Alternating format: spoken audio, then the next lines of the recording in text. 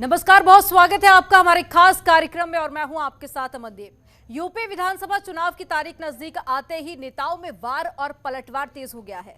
सार्वजनिक मंचों के साथ साथ सोशल मीडिया पर भी एक दूसरे के खिलाफ तीखे तंज किए जा रहे हैं। दो राज्य के मुख्यमंत्री एक दूसरे पर आरोपों का बम फोड़ रहे हैं और भाषा ऐसी है कि पूरी दुनिया सुन रही है। यूपी के सीएम योगी आदित्यनाथ और दिल्ली के सीएम अरविंद केजरीवाल के ट्वीट वार ने कई सारे सवाल भी यहां खड़े कर दिए हैं। सीएम योगी ने अरविंद केजरीवाल पर जमकर हमला बोला तो वहीं केजरीवाल ने भी ट्वीट पर जवाब दिया। तो योगी आदित्यनाथ ने जहां सुनो केजरीवाल से संबोधित किया तो वहीं अरविंद केजरीवाल ने भी सुनो योगी से शुरुआत की।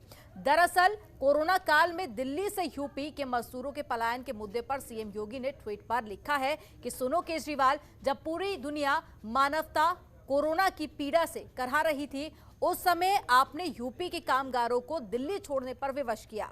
बस सीएम योगी के इस ट्वीट के बाद तो अरविंद केजरीवाल ने भी अपने अंदाज में जवाब दिया। उन्होंने ट्वीट कर लिखा कि सुनो योगी, आप तो रहने ही दो। जिस तरह यूपी के लोगों की लाशें नदी में बह रही थी और आप करोड़ों रुपए खर्च करके टाइम्स मैगजीन में अपनी झूठी वाहवाही के विज्ञापन दे रहे थे, अब सवाल यह है कि चुनाव में आरोप और प्रत्यारोप लगाना आम बात है, लेकिन पद और गरिमा को भूलकर दो मुख्यमंत्रियों ने क्यों भाषा की मर्यादा लांघ दी है, आज इसी मुद्दे पर चर्चा करेंगे।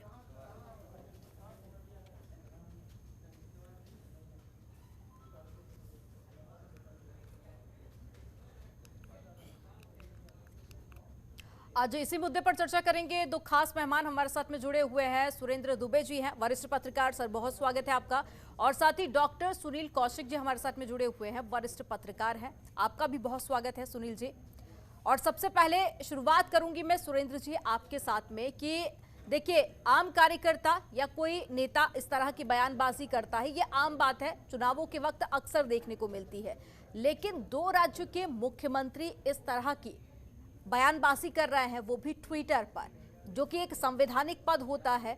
और कहीं ना कहीं अब इसको लेकर सवाल भी खड़े होने लगे हैं। सोशल मीडिया पर ये दोनों ही ट्वीट काफी ज्यादा अब ट्रेंड कर रहे हैं, क्या कुछ कहना चाहेंगे आप? दो राज्यों के मुख्यमंत्री इस तरह की अमर्यादित भाषा का इस्तेमाल करते हैं या उत्तेजक भाषा का इस्तेमाल करते हैं, तभी इस पर बहस की जरूरत है या चर्चा की जरूरत है। मुझे लगता है कि अगर ऊपर के नेता अपने आचरण और व्यवहार में नियंत्रण रखे तो नीचे के कार्यकर्ता खुद नियंत्रित रहेंगे। लेकिन यहाँ तो मतलब उल्टा है जी। और एक दूसरे को सुनो योगी और सुनो केजरीवाल, अरे हम लोग एक सामान्य शिष्टाचार सीखे हुए हैं।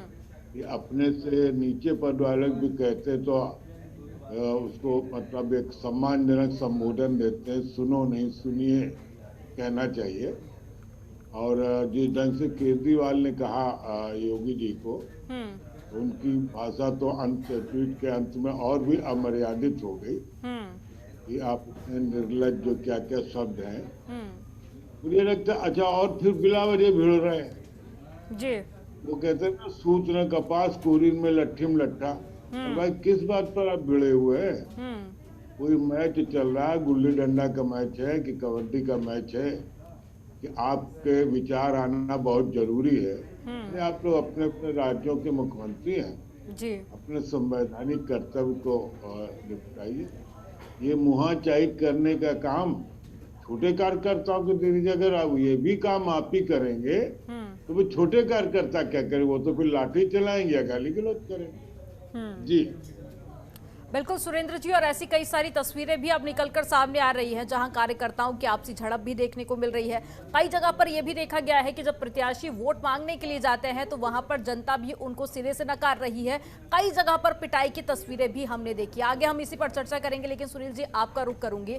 यहाँ पर कई सारे सवाल सुरेंद्र जी ने खड़े किए कि देखिए, मुखिया, दोनों राज्य के मुखिया, जिनसे एक सम्मानीय पद तो होता ही है, संवैधानिक तौर पर भी काफी ज्यादा गरिमापूर्ण माना जाता है मुख्यमंत्री को, और ऐसी उम्मीद नहीं की जाती कि इस तरह की भाषा का इस्तेमाल, वो भी विधानसभा चुनाव से ठीक पहले। हालांकि जिन मुद्दों को उठाने की और भुनाने की कोशिश तो की जा रही थी, उन मुद्दों से ज्यादा अब जो चर्चा हो रही है वो दोनों ही मुख्यमंत्रियों की भाषा को लेकर हो रही है। क्या कुछ कहना चाहेंगे आप? देखो मनदीप, ये तो ट्वीट है। हाँ। ट्वीट के माध्यम से भावनाओं का जिक्र किया गया है, एक दूसरे पर सवाल दागे गए हैं जी।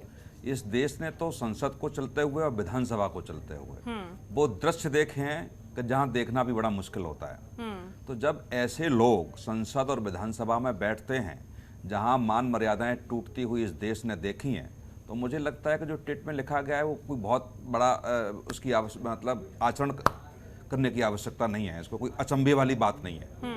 लेकिन निश्चित तौर से जो द्विवेदी जी ने कहा कि जो यूथ है, युवा है, जो आपको आइकॉन मानता है, आपके पद चिन्हों पर चलना चाहता है, आपकी बातें सुनता है, समझता है, उस यूथ पे जो आइकॉन आपको बनाता भी है और मानता भी है, उस पर क्या गुजरती होगी जब ऐसी चीजें वो देखता होगा, ट्वीट पढ़ता होगा, लोकसभा विधानसभा में कुर्सी एक दूसरे के ऊपर फेंक रहे हैं, गाली गलौज कर रहे हैं, कागज फाड़े जा रहे हैं, फेंके जा रहे हैं।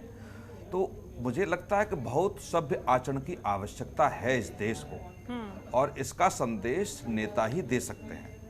जो प्रधानमंत्री की कुर्सी पर बैठे हैं, जो मुख्यमंत्री की कुर्सी पर बैठे हैं, उन सबकी जिम्मेदारी बनती है कि हम एक आगे आने वाली पीढ़ी को क्या सौंपें, क्या दें, जिससे कि वो हमारे पद चिन्हों पर चले और एक स्वच्छ राजनीति लोकतांत्रिक तरीके से इस देश को दे सकें। ये उनकी जिम्मेदारी बनती है। लेकिन राजनीति है, चुनाव समय पे है और राजनीति हो भी रही है, चुनाव में इन सब बातों का जिक्र होगा।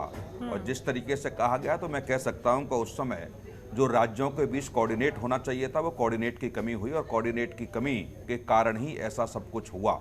ये केंद्र सरकार की जिम्मेदारी थी कि एक दूसरे के राज्यों के मुख्यमंत्रियों से, चीफ सेक्रेटरी से, या जो जिम्मेदार अफसर हैं उनसे कैसे कोऑर्डिनेट किया जाए जिससे कि अराजकता न फैले। और निश्चित तौर से मैं कहूंगा कि जो अराजकता कोरोना काल के दौरान फैली, वो दोनों ही सरकारें जिम्मेदार थी। यदि उत्तर प्रदेश की सरकार ये नहीं कहती कि हम बस भेज रहे हैं और बसों के माध्यम से वहाँ हर व्यक्ति को अपने घर तक पहुँचाया जाएगा, तो मुझे लगता है कि दिल्ली से लोग निकल के नहीं आते। दूसरी बात, केजरीवाल जी ये आश्वस्त करते कि कहीं जाने की आवश्यकता नहीं है, सारी सुख सुविधाओं का ध्यान आपका दिल्ली सरकार रखेगी, तो मुझे लगता है कि वो छोड़ने को भी विवश नहीं होते।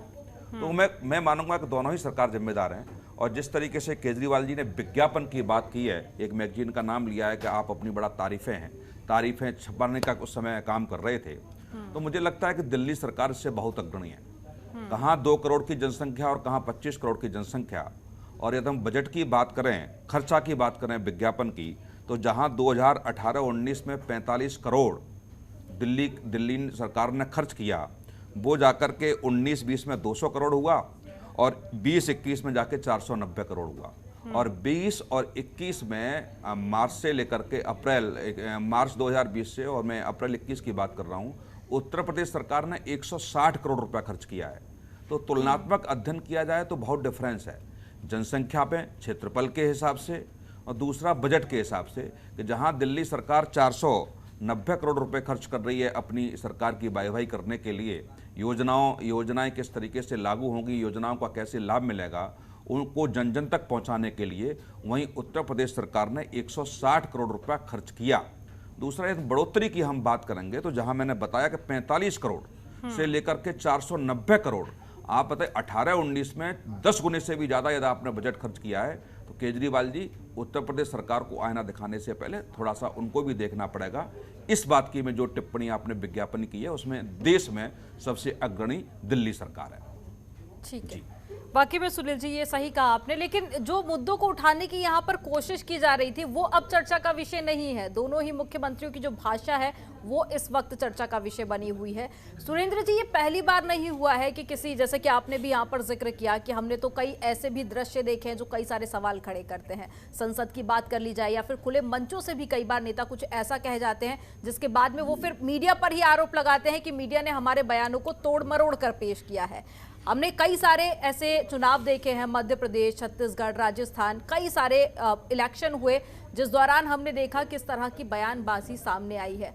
आखिर ऐसा क्यों होता है कि जब जब चुनाव होते हैं तब तब नेता इस तरह की बयानबाजी, क्या इसका भी कोई प्रॉफिट राजनीतिक पार्टियों को मिलता है? क्योंकि यूपी में अगर हम बात करें तो ये पहली बयानबाजी नहीं है। हम लोग लगातार कई दिनों से कवर कर रहे हैं कि चाहे अखिलेश यादव हो या फिर मुख्यमंत्री योगी आदित्यनाथ हो या फिर कई और तमाम राजनीतिक दल हो, इस तरह की बयानबाजी लगातार की जा रही है। पहले वार होता है, फिर पलटवार, फिर उसके बाद में जो टिप्पणियां हैं वो लगातार जारी है। देखिए बात क्या है कि जब मैं समझता हूँ कम से कम 10 साल मैं तो मान ही रहा हूँ, इस ढंग का नेतृत्व सामने आ रहा है। जैसे केजरीवाल, वो भी एक नए ढंग के नेता सामने आए। योगी जी, ये भी एक नए ढंग के नेता सामने आए। योगी तो खैर बहुत पहले से चुनाव भी लड़ते रहे हैं, और उस समय भी उनका ये भाषण, उनके बयान, वो कभी कोई मर्यादा और इसके अनुकूल नहीं था। वो ये है कि हम जो चाहेंगे कहेंगे, हमको कैसे वोट मिलेगा, अगर हम तय करेंगे कि वातावरण में बिल्कुल आग लग जाए तो वही बात करेंगे। तो हम संविधान, नियम कानून, शासन प्रशासन को ध्यान नहीं रखते। अरविंद केजरीवाल जब से आए तो उनको ये लगता है कि इस देश में सबसे काबिल मुख्यमंत्री वही है, और इसीलिए वो अपने प्रचार पर अन्य सबसे ज्यादा पैसा खर्च करते हैं। अब 2 करोड़ की आबादी का मुख्यमंत्री दिन भर उत्तर प्रदेश में टीवी में दिखाई पड़ते, जाहिर पैसे लगते, फ्री में तो नहीं आता।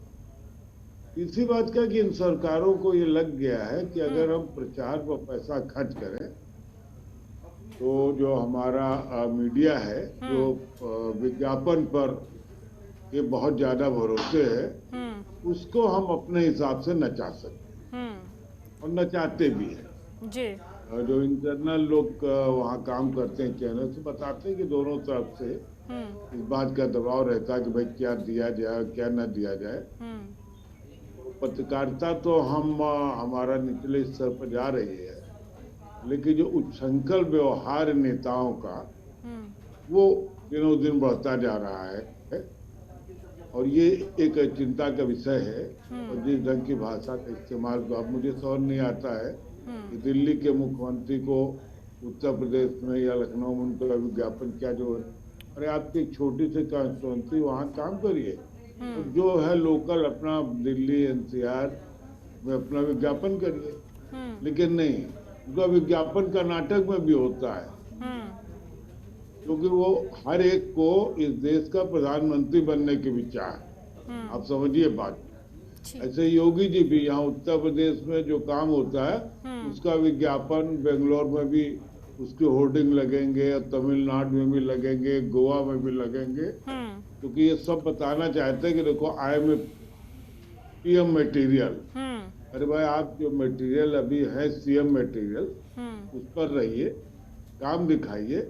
जब पीएम बन जाइए तो बताइए भाई ये विज्ञापन की व्यवस्था क्यों है। विज्ञापन व्यवस्था ये कि आपके जो विभाग काम कर रहे हैं उनका प्रचार हो, ताकि जनता को पता चले कि आप क्या सुविधाएं दे रहे हैं, आपके प्रचार के लिए नहीं है। अब ये हो गया है कि जो भी मुख्यमंत्री होता है सत्ता में, वो अपने प्रचार, आत्मविभोर है प्रचार में, वो सुबह शाम वो बताना चाहता है कि उससे बड़ा कोई नेता नहीं है, उससे ज्यादा इस देश में कोई विजन नहीं रखता। इसी चक्कर में करोड़ों रुपए हमारे खर्च होते हैं, जिससे हम बहुत कुछ जनता की सेवा कर सकते हैं। अब ये जनता का पैसा अगर इस ढंग से, तो मुझे लगता है कोई ऐसी संवैधानिक व्यवस्था होनी चाहिए कि आप अपने बजट से कितने % पैसा या कितने से ज्यादा पैसा विज्ञापन पर नहीं खर्च कर सकते, तभी ये रुकेगा। वरना प्रचार, क्योंकि विज्ञापन जो दिए जाते हैं आत्म प्रचार के लिए नहीं, भागों के जो आप काम कर रहे हैं उनके प्रचार के लिए। यहाँ सुबह शाम तक ये वर्णन होता है कि योगी जी देखिए कितने महान है और केजरीवाल कितने महान है, और जनता कोई पूछते नहीं कि आपको कोई कष्ट है तो बताइए। मुझे लगता है दोनों लोगों का काम जो निंदनीय है। लेकिन सुरेंद्र जी, जिनके जिम्मे कानून बनाना है वो खुद ही तो इस तरह की बयानबाजी दे रहे हैं ना। और सबसे बड़ी बात कि भारत में अगर एक कानून बनता है तो उसको कैसे तोड़ा जाए उसके रास्ते 10 पहले ही निकाल लिए जाते हैं। ये भी एक भारत की बिल्कुल सच्चाई है। जो भाषा बच्चों को दी जा रही है हमारे आने वाली पीढ़ी को, वो देखते हैं कि जब मुख्यमंत्री इस भाषा को उपयोग कर रहा है तो क्या दिक्कत है। आज अभी मैं टीवी में देख रहा था, कर्नाटका में हिजाब वाला जो बवाल चल रहा है जी। अब आप देखिए, बिल्कुल ऐसा लग रहा है जैसे युद्ध भूमि पर है दोनों पक्ष, और बच्चे कोई भगवा वस्त्र डाले, कोई हिजाब, कहीं ना कहीं जनता को और आज के यूथ को बरगलाने की भी इसके जरिए कोशिश की जाती है। सुनील जी, आपका रुख करूंगी मैं कि देखिए, ये बात बहुत अच्छे से नेताओं को भी पता होती है कि अगर मंच से या फिर वो ट्वीट करके किसी भी भाषा का इस्तेमाल करते हैं तो वो आगे जाके एक मुद्दा बनेगा, टीवी चैनल्स पर भी उसे दिखाया जाएगा और वो कहीं ना कहीं एक बड़ा मुद्दा बनेगा, लोगों तक पहुंचेगा। तो क्या ये एक फ्री में पब्लिसिटी का स्टंट माना जाए इसे? और साथ ही ये भी बताइए कि अब एक बड़ा सवाल ये भी खड़ा हो रहा है, क्या इस तरह की बयानबाजी वोटों को प्रभावित करती है? क्या जो तालियां और जो ठहाके लोग मंचों के बाहर हम देखते हैं कि कभी इस तरह की बयानबाजी होती है तो नीचे लोग, जनता काफी ज्यादा खुश नजर आती है, कई बार वो ये भी भूल जाती है कि नेता आखिर कहना क्या चाह रहे हैं, उसमें काफी ज्यादा खुश नजर आती है। तो क्या इस तरह की बयानबाजी वोटों को भी प्रभावित करती है, ये भी बताइएगा। नहीं, बिल्कुल करती है। और जो कार्यकर्ता सुनना चाहता है, और जिस तरीके से आप चुनाव के समय आप देख रहे होंगे कि जब इलेक्ट्रॉनिक मीडिया वाले, प्रिंट मीडिया जाते हैं तो एक दूसरे को की कमी गिनाने के लिए, अच्छाई गिनाने के लिए कितना उत्साह वोटरों में होता है, तो बिल्कुल निश्चित कह सकते हैं कि जो निचला स्तर पर जो वोटर है वो भी प्रभावित होता है। और दूसरा, पार्टी भी बड़ा चुप हो जाती है और वो उसका आकलन करती है कि हमारे नेता ने जो बयान दिया है उससे हमें नुकसान होगा या फायदा होगा। जी। फायदा होने की संभावना है तो शांत होगी, शांत रहकर के बात होगी, और लगता है कि नुकसान होने की संभावना है तो फिर कह देते हैं कि वो उनका व्यक्तिगत है या मीडिया ने तोड़ मरोड़ के उसको पेश किया है। तो तमाम रास्ते उनके लिए खुले होते हैं। लेकिन मैं मानूंगा कि इसके लिए हम, आप, जनता ही दोषी है कि ऐसे बयान आने के बावजूद भी या ऐसी घटनाएं होने के बावजूद भी यदि उसको हम टाइमलाइन में लाने का प्रयास करते हैं तो नेताओं की भी एक मानसिकता बन गई है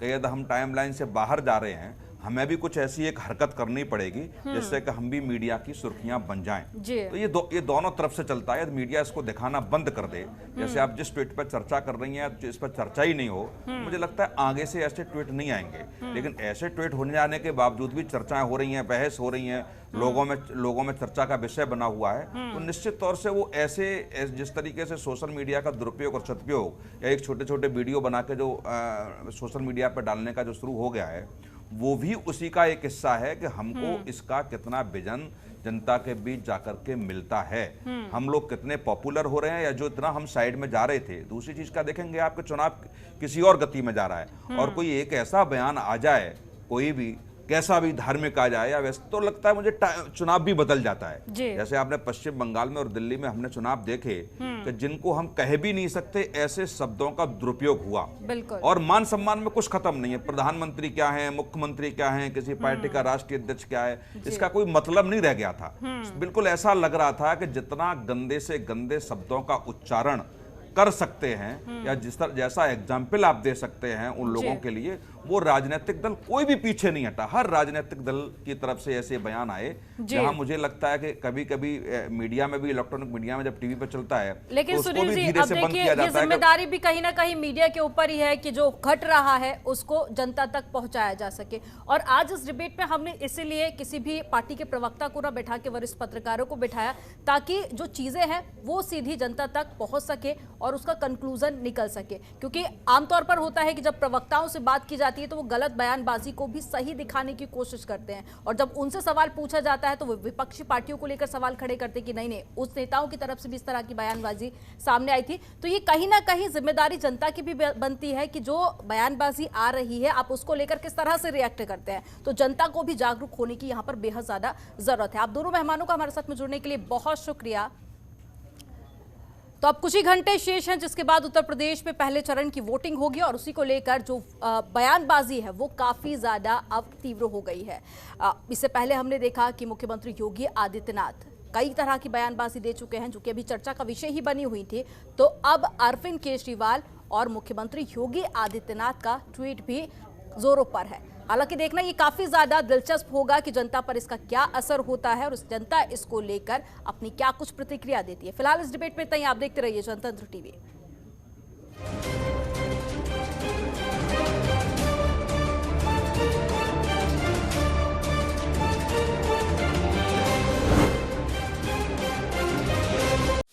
खबरों के निष्पक्ष विश्लेषण के लिए सब्सक्राइब करें जनतंत्र TV and press the bell icon. Never miss any update.